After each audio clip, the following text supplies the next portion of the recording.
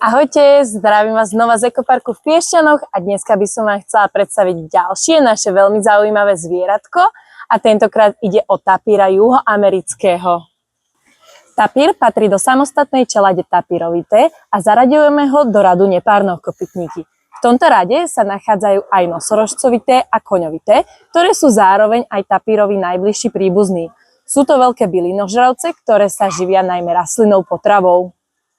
Na prvý pohľad vás určite zaujme ich nos. Horný pysk je totiž pretiahnutý a vytvára malý pohyblivý chobôčik. Ten im slúži na vyhľadávanie a zbieranie potravy, ako napríklad konárikov, listov a plodov. Aj keď vám to môže pripomínať sloní chobot, tapíre nie sú nijak príbuzné so slonmi. Zaujímavosťou sú aj ich končatiny. Tapíre majú tzv. Mesaxonickú končatinu, čo znamená, že najviac zaťažený je stredný prst. Tapíre majú na predných končatinách 4 prsty a na zadných iba 3. Všetky prsty sú chránené kopýtkami. Vo voľnej prírode sú tapíre väčšinou plaché a samotárske. Samce vyhľadávajú samičky v období párenia a bývajú vtedy veľmi agresívne. Najaktívnejšie bývajú tapíre za sumraku alebo v noci. Gravidita samice trvá 13 mesiacov a samica zvyčajne rodí jedno mláďa.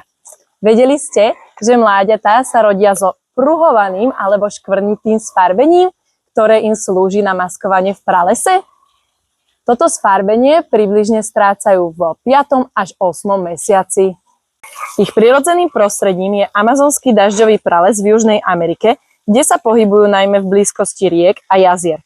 Vedeli ste, že tapíre zohrávajú dôležitú úlohu v pralese?